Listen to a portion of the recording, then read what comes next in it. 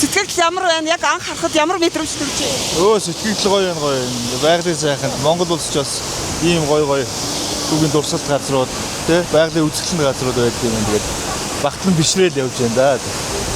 Аяллахаа маршрутыг танилцуулбал хаанаас гарсан бэ? Хаагур аялсан бэ? Улаанбаатар хотоос гараад тэгээд Говьалтай Өвөр хангаа гэж тэгээд явж байна. Одоо Баян-Улгийд явчаад ийшээ Уус завхан гэдэг маршрут. Баян-Улгийн аймгийн яг одоо энэ байгалийн тэгээ аяллаа онцлог ер нь танд ямар санагдсан бэ?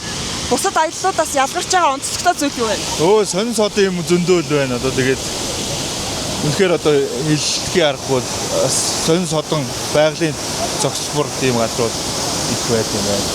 Тэг үзэл явж байна да. Гой санагдаж байгаа зүйл нь юу вэ? Их гой цэнгэг харагдаж байна бас юу н уултан те. Улаан цутгалж байд юм уу. Ер нь хүрхээ оролдоод онцлогтой. Энд ч бас нэлээд бас батаа замыг ингээд тууж ирээд ирж байгаа нь бас их онцлог байна те. Мороор болон одоо явгнаар ингээд зорчиж ирж байгаа тийм. Апны үед хэдүүл аялж байгаа вэ? Хоёр гэр бүлээрээ нийлцээ хүүхдүүдээ аваад тэгээд явж байна да. Тэгэхээр аяллаа хамгийн одоо чухал зүйл бол мэдээж аюулгүй байдал байдаг те. Тэгэхээр цаашид бас аялах гэж байгаа хүмүүстэй хандаж юу гэж хэлмээр байна? Тий аюулгүй байдлаа хангаад хүүхдүүдийн аюулгүй энэ үер усны аюулаас өрсөн сэргийлэх гол усанд хараа хяналттай байлаа те. Өөрсдөө одоо аюулгүй байдал багцаа бэлдэж одоо өрчлөн одоо төлөвлөгөөтэй ингэж аялах нь бас зүйтэй юм байна гэж хард иргэдээс өөрөө хэлж байгаа. Та таван богд дээр очсон. Ямар байсан? Гоё байл. Шал өөр ертөнцид одоо оронд ирсэн юм шиг л тийм сайхан мэдрэмжтэй байсан. За баярлалаа. За. Үнэхээр бахархаж байна. Нутгаар нороо. Энэ сайхан нутгийн эзэн нь болж төрсөндөө бахархаж байна да. Аль нутгийн юм бэ? Завхныхаа уг нь сайхан хангаа нутагт байдаг. Манайх өөрөө завхны эдэр сум. Тэгээд ачцаа нэртэйгээ ингээд бүгдөөрөнтэй явж байгаадаа их сайхан байна. Та таван богдод очиход яг тийм Монгол хүнд бол огшсон сайхан мэдрэмж төрдөг. Та тэр сэтгэлээсээ хуваалцахгүй юу?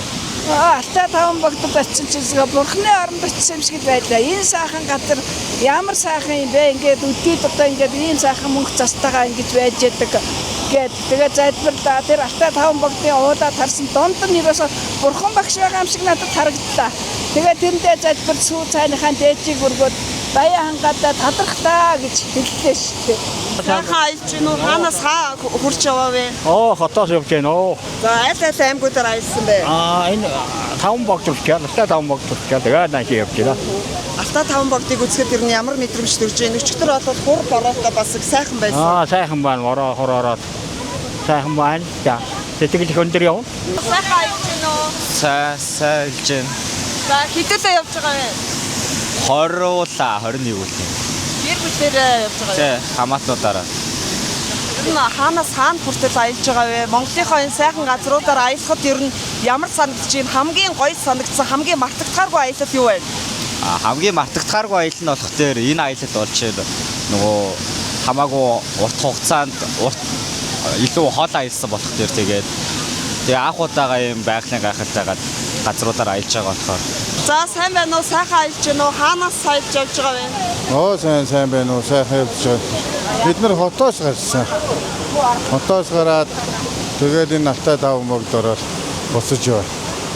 Аяллахаа маршрутыг танилцуулбал замдаа зөндөө олон сайхан газруудаар бас аялсан байна. Тий бид нар гараа завхны Тэлмэн нуур дээгүүр явлаад тэгээд хар ус нуур, Хэргас нуур гээл тэгээд ингээд алтай таван богд одоо ийшээ ховд тэгээд Говьалтай тайшрын усан захиргааны станц гэдэг ингээд буцах гэж байна. Уг нь одоо баруун аймагуудаар тийм нэг ялангуяа Баян-Улгийн аймагт ирж аялжсэн уу? Ер нь анх удаа ирж байна уу?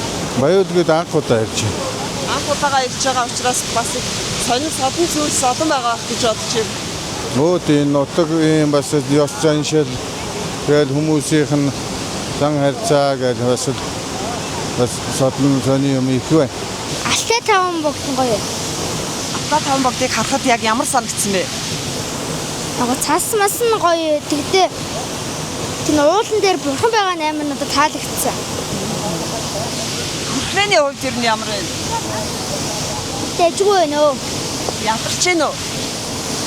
Ядархгүй байна. Ер нь яг зам болохоор гэр бүлээрээ Монгол орноороо ер нь тойрон аялдаг л да. Тэгээд энэ жил болохоор алтай таван богд руу явъя гэж яг зориод гэр бүлээрээ ах эгч нэртэйгээ аав ээжүүдтэйгээ явж байгаа. Тэгээд энэ аялал маань ер нь бусад аяллуудыг бодоход ерөнхийдөө нэлээд нөгөө бартаа саадтай, адал явдалтай айгүй сайхан аялж байна. Тэгээд экстрем тал руугаа те байгалийн сайхныг нөгөө нүдэрээ харж сонсож ингэж сэтгэлийн таашаал авдаг ийм аялал юм шиг санагдаад байдаг. Харин тийм ер нь бол яг тийм байна. Хат хангаа тэгээд нөгөө гол ус ер нь бол нэлээд бартаа саадтай яваад яг тийм экстрем талаараа ер нь аялал нь яг тэгж үргэлжилж байна. Аялал жуулчлалыг хөгжүүлэхэд анхаарах зүйлэр нь юу вэ? За яг нөгөө бусад аймагуудаа бодвол нэлээ аслагдмал аймаг болохоор нэлээ жоохон зам харгуй тал дээр ерөнхийдөө жоохон анхааруул нэлээ зүгээр юм болов. Бусад одоо нөгөө нэг дараагийнхаа аялж байгаа хүмүүстээ бас боломжийг нээж өгөхийн тулд ер нь хүн болгон ирж үзэхэд боломжтой болгоод зам харгуйгаа сайжруулахад нь илүү анхаарах нь зүгээр юм болов гэж бодож байна. Тод аялал дээр бас нэг менежмент хиймээр юм шиг санагддаг таны хувьд. Тий, ер нь бол яг явж байгаа хүмүүс маань ихэвчлэн угнууд нэг үе бодоо сайхан өөрсдөө хог юугаа цэвэрлээд явж л байгаа ч гэсэн нөгөө нэгдсэн хогийн цэг дээр аваачаад орхихоор тэр нь буцаад байгалаа тарах ч юм уу тиймэрхүү асуудал байгаад байна. Тэгэхээр бас яг тэр хог хаягдлаа бас илүү сайн цааш нь нөгөө нэг устгах боловсруулах тал дээр нь бас нэлээд анхаарах хэрэгтэй юм шиг харагдаж байна.